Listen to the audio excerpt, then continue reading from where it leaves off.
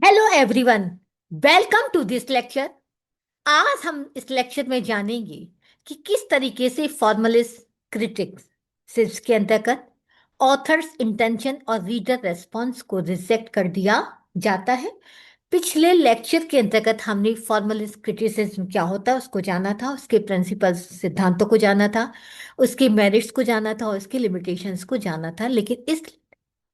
Lecture के अंतर्गत हम देखेंगे कि किस तरीके से फॉर्मलिस्ट क्रिटिसिज्म जो है वो जो ऑथर का जो इंटेंशन होता है और जो रीडर की जो प्रतिक्रिया होती है उसको किस तरीके से वो रिजेक्ट करते हैं, किस आधार पर वो रिजेक्ट करते हैं। फॉर्मलिस्ट क्रिटिक्स यानी औपचारिकतावादी आलोचक बिलीव विश्वास करते हैं that the meaning of A literary work कि एक साहित्यिक काव्य, एक साहित्यिक कृति एग्जैक्ट रखती है with in the text itself, यानी उसका जो मीनिंग होता है, कोई भी साहित्यिक कार्य हो, कोई भी साहित्यिक कृति हो, उसका मीनिंग उसी के टेक्स्ट के अंतर्गत ही निहित होता है, स्वयं में ही निहित होता है। यानी किसी भी लिटरेरी वर्क के अर्थ को समझने के लिए बाहर जाने की आवश्यकता नहीं होती है, बल्कि उसी कार्य के अंतर्गत उसका अर्थ छुपा हुआ होता है।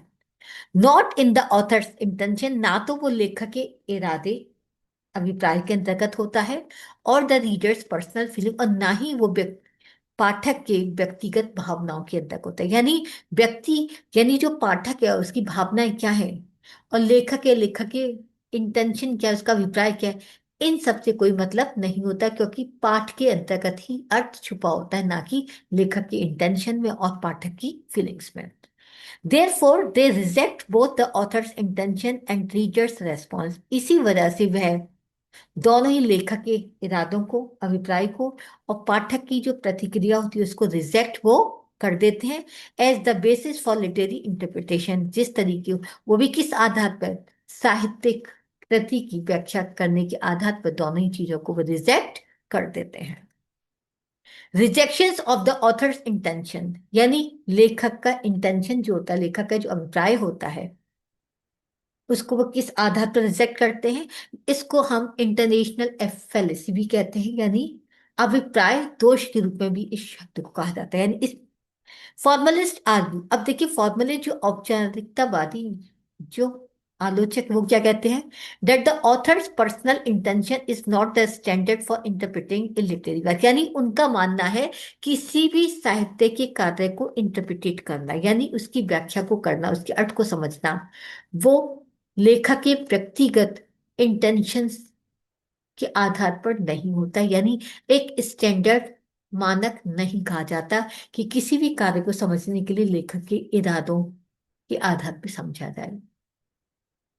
Once a work is publish, वो कहते हैं कि एक बार कोई भी कार्य जब पब्लिश्ड हो जाता है, प्रकाशित हो जाता है, it becomes an independent and autonomous text, तो यह आत्मनिर्भर और स्वतंत्र टेक्स्ट बन जाती है, स्वतंत्र पाठ बन जाता है। The meaning should be discovered through the language for structure and literary devices of the text. वो कहते हैं कि अगर अर्थ को अगर आपको ढूंढना है तो हमें टेक्स्ट की, यानी उस पाठ की भाषा, फॉर्म, रूप और स्ट्रक्चर, ढांचा और लिटरेरी डिवाइस और उसके साहित्यिक जो युक्तियां होती हैं, जो यंत्र होते हैं, उनके आधार पर हमें अर्थ को ढूंढना चाहिए। Not by examining the author's biography, letters और स्टेटस, ना कि लेखक की जीवन परिचय को देखकर, उसके पाठ पत्रों को देखकर, उसके कथन को देख करके हम किसी भी पाठ के अर्थ को नहीं समझ सकते। हमें अगर किसी के टेक्स्ट को, किसी लिटरेरी वर्क के पाठ को के अर्थ को समझना है तो हमें उसकी भाषा क्या, उसका रूप क्या, उसका संरचना क्या है, और कौन की उसने युक्ति और कौन कौन सी उसने यंत्रों का इस्तेमाल किया है, उन सब चीजों के आधार पर ही उस अर्थ को समझ सकते हैं। This idea is known as the intentional fallacy, इससे हम इंटरनेशनल फैलेसी के रूप में जानते हैं इस विचार को। इंटरनेशनल फैलेसी का होता है अभिप्राय दोष। इंट्रोड्यूस बाई डब्ल्यू के विम्सॉट एंड मॉनरो सी वियर्ड्सले के द्वारा इस इंटरनेशनल फैलेसी को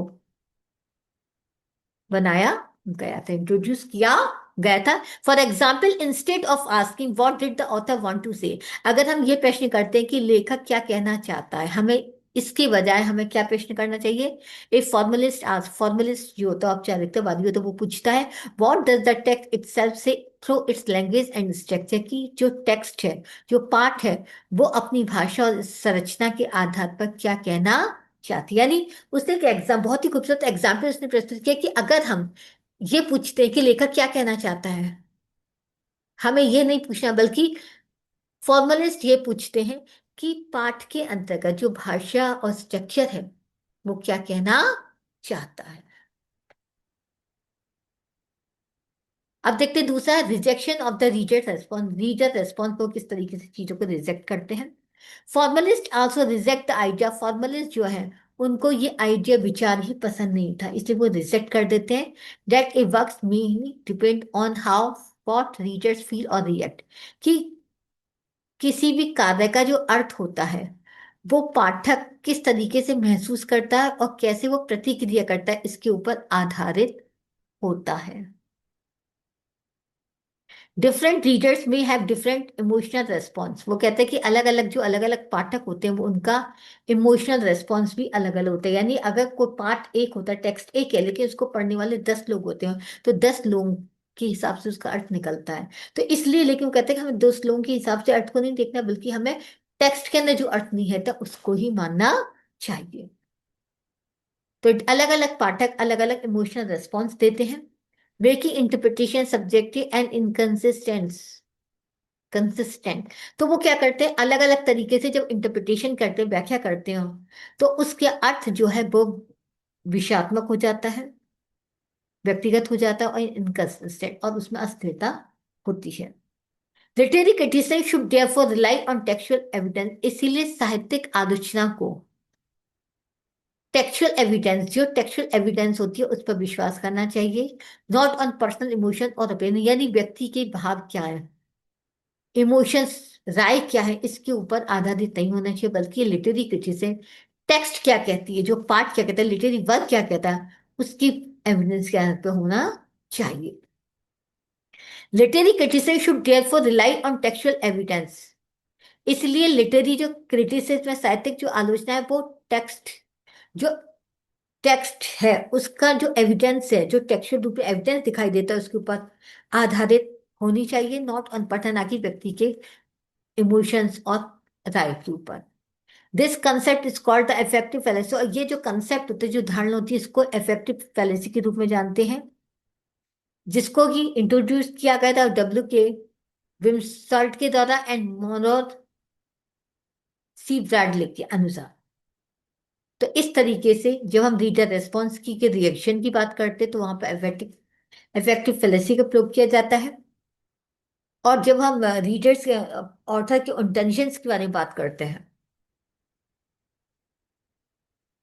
उसको, जिसको कि हम इंटरनेशनल फैलेसी कहा जाता है, उसको यहाँ व्यक्त किया जाता है कि इस तरीके से फॉर्मुलिस्ट दोनों ही आइडियाज को रिजेक्ट कर देते हैं। For example, a formulist does not जज ए पोएम बाय सेइंग, कि एक फॉर्मुलिस्ट जो होता है वो एक कविता को केवल इस आधार पे जज नहीं करता, it make me feel set, कि इस कविता ने बहुत अच्छा बना दिया, इस कविता ने मुझे एक नया रूप दिया है, इसके आधार पर किसी फॉर्मुलिस्ट कविता को नहीं पढ़ता है, नहीं जांचता है। It makes me feel sad, वो कहते हैं कि अगर ये कहे कि मुझे दुख हो रहा है, मैं, मुझे इस चीज ने दुखी कर दिया, इंस्टेड दे एक्सप्लेन, तो वो आपको तुरंत, यानी इंस्टेड दे वो इस तरीके का एक्सप्लेन करें, हाउ द पोएम्स इमेजरी, कवि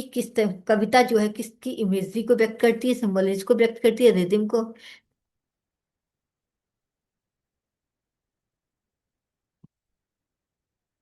तो बल्कि कविता की जो इमेजरी होती है, बिंब जो होता है, सिंबॉलिक प्रतीकात्मक होता है, रिदम जो लय होती है, डिक्शन जो शब्दकोश है, वो किस तरीके से पाठ, किस तरीके से दुखी होने का वो प्रभाव क्रिएट करते हैं, उसके ऊपर आधारित होता है।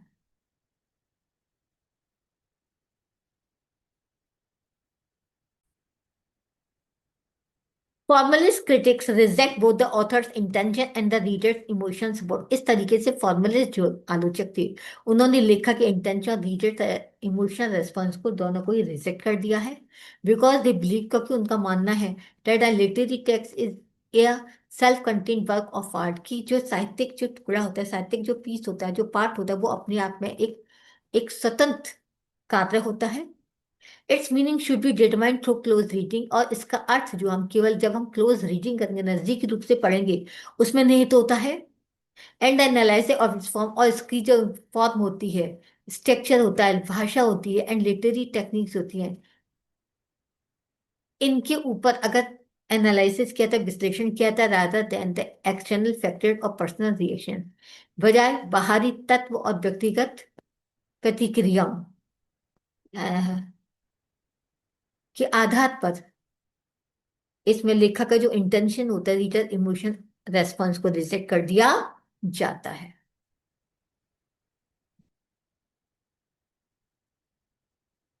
तो उम्मीद करती है लेक्चर आपको बहुत अच्छी तरीके से समझ में आ गया होगा। Thank you very much. Please like और सब्सक्राइब करना ना